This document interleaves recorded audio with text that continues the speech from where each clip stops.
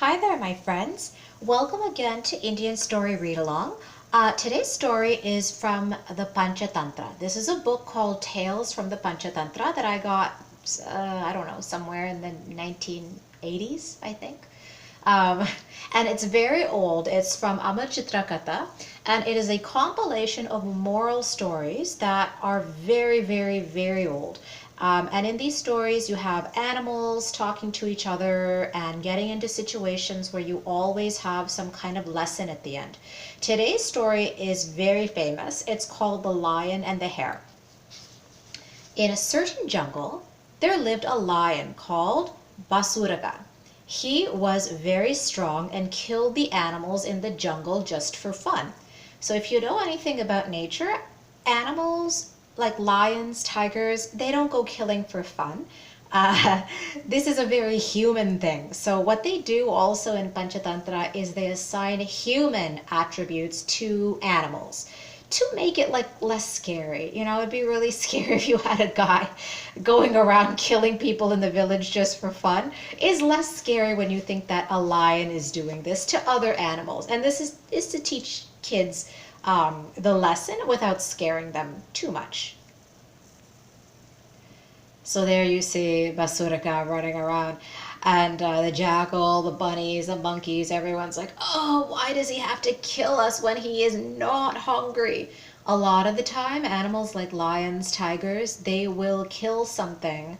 Like if they want to kill something big so that they don't have to hunt every day. They can just feed off of that meat, and they're all the other lions and tigers, they can feed off of that meat for several days. So this guy he seems to be on his own. Lions hunt in a group usually, and he does not do that. He's just going around killing for fun. One day, all the surviving animals approached Basuraka. Master, why kill us all when one of us would satisfy your hunger? From today, one of us will come to you each day. In return, you must let the others live in peace. So they are figuring that this is the best of a bad situation where they're just going to decide ahead of time so everyone else can just go about their lives which one of them is going to die that day. It's awful. So then Basuraka says, ugh, all right, but if you fail to come, I shall kill all of you. So Basuraka is happy with this because he just has his meal come to him, delivered. Every day the animals drew lots, like they picked a name out of a hat or they drew straws. One day, oh, poor hare, it is your turn today. Now hares, especially in Panchatantra, they're noted for being very clever. So let's see what this hare does.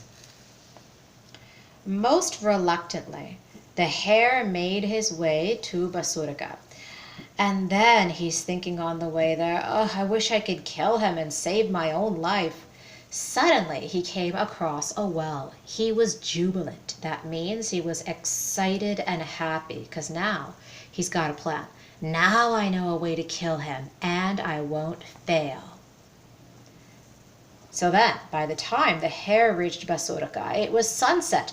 And Basuraka was furious. The first thing I'll do tomorrow is kill all the animals. Cautiously, the hare neared Basuraka. As it is you are small, apart from that you are late. I'll kill you now and the others tomorrow. So then the hare is scared, but he still says what he has to say. Master, it is not my fault. Please let me explain. And you see in the back there what I said about in Panchatantra, they give human attributes to animals. He's got like a little pot going. He's going to cook his food, unlike all the other lions.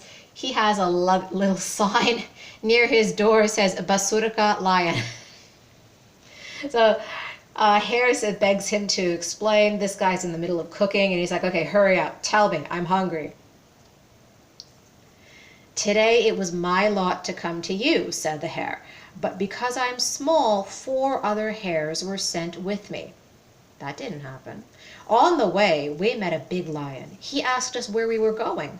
So we told him we were on our way to our master to keep our promise. And then Basurka is like, who was this lion? And he picks him up by the scruff and he goes, I am the lord of this jungle, not he. Go and challenge him to fight me. I shall kill him. And the hare is like, yes, master, but he lives in a stronghold. It is unwise to attack him there. Where do you think the hare is going to lead Basurika? The hare took Basurika to the well.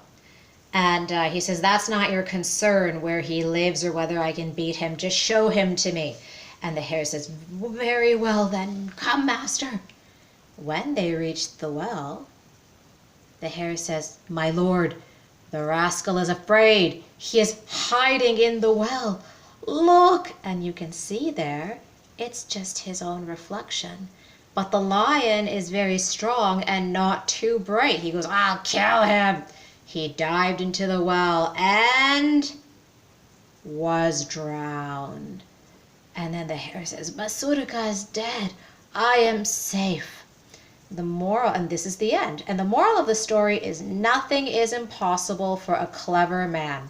I think the hare was more lucky that Basurika was not so clever, but when you think about it, maybe all the animals knew a long time ago that Basurika was very strong but not so clever. So if they just had a plan instead of getting together and being like, hey, which one of us is going to die today, maybe none of them would really have had to die. You can think about, I've thought about that before. So, welcome. I read a lot of stories today. Anyway, join us again next time on Indian Story Read Along. And if you like this story, then think about subscribing to this channel. I'm going to be reading my way all the way through this book, Panchatantra, and other stories like this.